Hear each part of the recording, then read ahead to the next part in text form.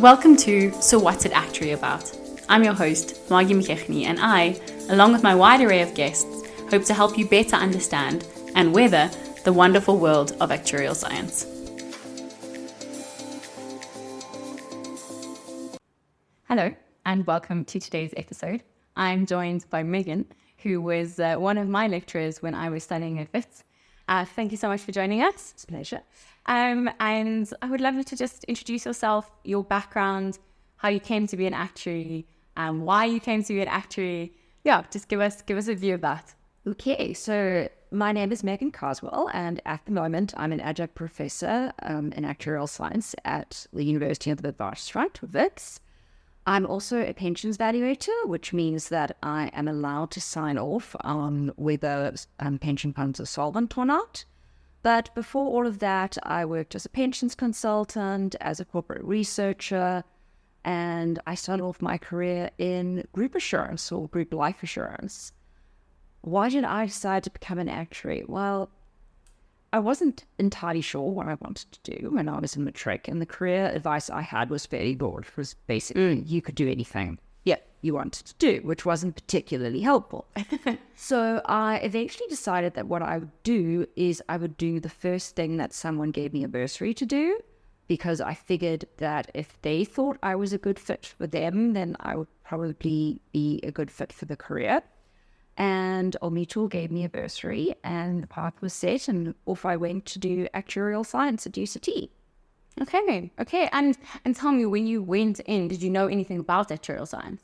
So, like, when you got the bursary, you were like, okay, I'm doing actuarial science. Let me look into this. Listen, I knew certainly that actuaries did a lot with maths, and I really enjoyed maths. I wasn't particularly gifted as a maths student. In fact, I had the dubious distinction of being the only person in my maths class not to get through the first round of the maths Olympiad. It was the entire class except for me. But I enjoyed it, and I was really torn as to whether I should do actuarial science or whether I should do something more artsy. My favorite subject at school was history. Yeah, sure. I loved history. Yeah, and so I was really torn as to whether this was going to be creative enough. But I really found that as I progressed through my career, I found sufficient outlets for that side of me as well. And tell me, when you started studying, how did you find the degree? Those initial couple of years. I mean, there's a lot of technical work in that. Were you like, okay, I really resonate with this, or was it kind of like, I feel a little bit adrift? What am I doing? I definitely felt very adrift, and I think there were a couple of elements there. So firstly, it was my first time being away from home. I was a long way away from home as well.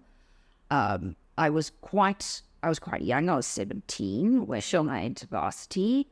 So there was a big adjustment with that. And I think I also struggled with something a lot of people struggle with, is that you come from a school, and I came from a relatively small school, where, I was a smart kid, and suddenly I was in a class full of other smart kids. Yes. Who were very bright and who did get through the first round. A defining point in your life. A very defining point in my life. So, so I really did struggle with that, am I good enough? I didn't really enjoy things like economics 1, and things like that. I really just didn't think it was for me.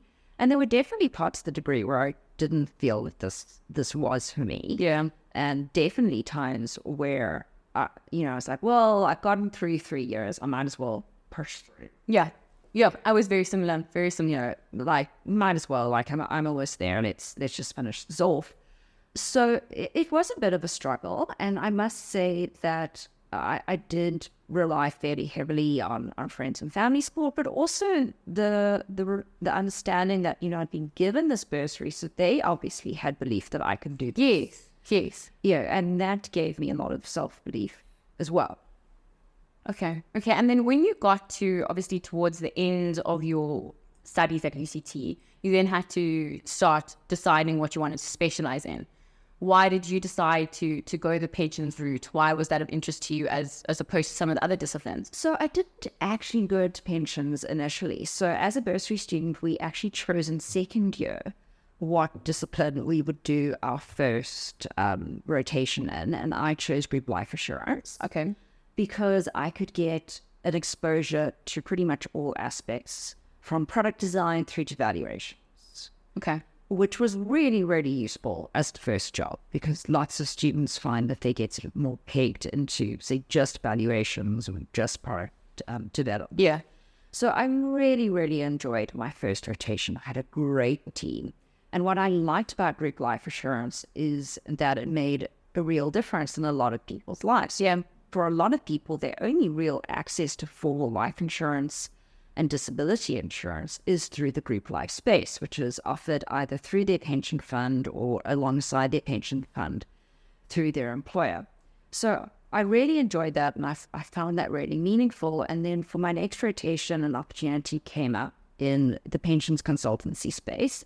So I went into that, and with a specific view to working in research in that area. They were actually looking for someone who was going to do that. And were you interested in research, or was it just, I want to move out of the group life space? No, I was interested in doing the research. So I had a great honors supervision experience.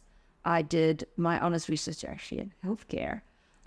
My area, And I really enjoyed it. I had a great supervisor. And so when this opportunity came up, it really just seemed like a great fit.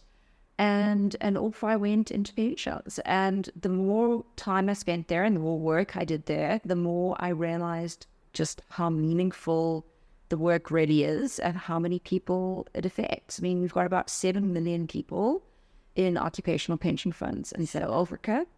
And that's, excluding double cuts. So that's 7 million each. Yes. And in terms of the assets that are invested in these pension funds, that's about equivalent to the country's GDP. Pension funds are the biggest investors. Sure. Both in South Africa and in most countries. Yes. And tell me, before we go into sort of explaining the pension space, when you talk about group life, what is the difference between a group and an individual, just for our listeners, so that they understand what you mean by that? Right. So if you go and buy a product as an individual, you'll probably go through a broker, or you'll phone the insurer yourself and you'll go, you want a policy, and you'll choose your sum insured, and then you're responsible for paying across the premiums yourself. There's probably going to be a bit of underwriting, so you'll be assessed in terms of the risk that you represent to the insurer, and your premium's going to be adjusted to represent that risk.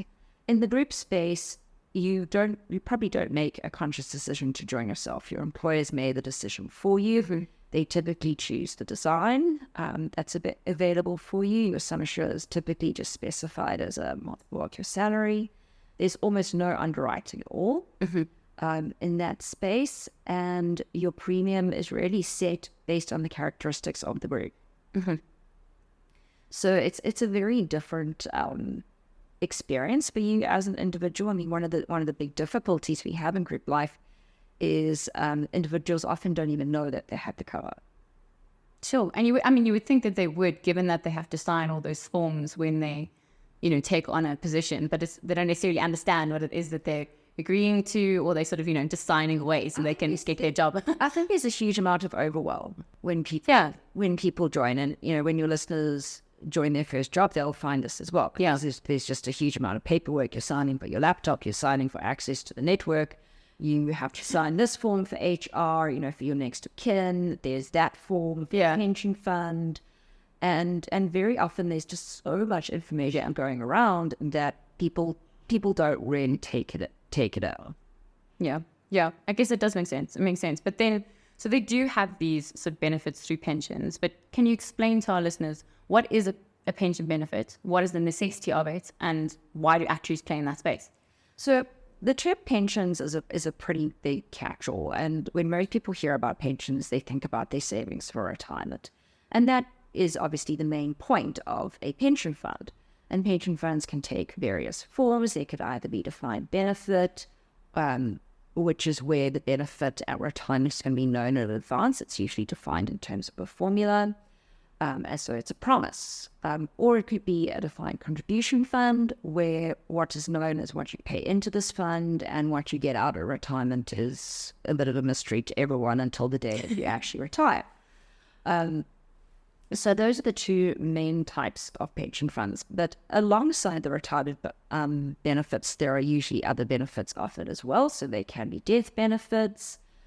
You can have disability benefits offered alongside. And when you change jobs, you can usually access your pension money by what's known as a withdrawal benefit. You may have read things in the press about how that's going to be changing in the very near future in the South African context, where we're moving to a system where you won't actually be able to access all of your retirement money prior to retirement. So there are these variety of benefits that you get out at the same time. But if we zoom out even more, your pensions and employee benefits fits into the entire social security system, which ranges from everything from your government grants, like your old age grant or your disability grant or your child support grant, through to things like the unemployment insurance fund and road accident fund, and you've got all these occupational benefits, through to your individual purchase benefits, like that individual life insurance we spoke about earlier, and your individually purchased retirement annuities, which I know the name doesn't sound like it, but it actually is a retirement savings vehicle.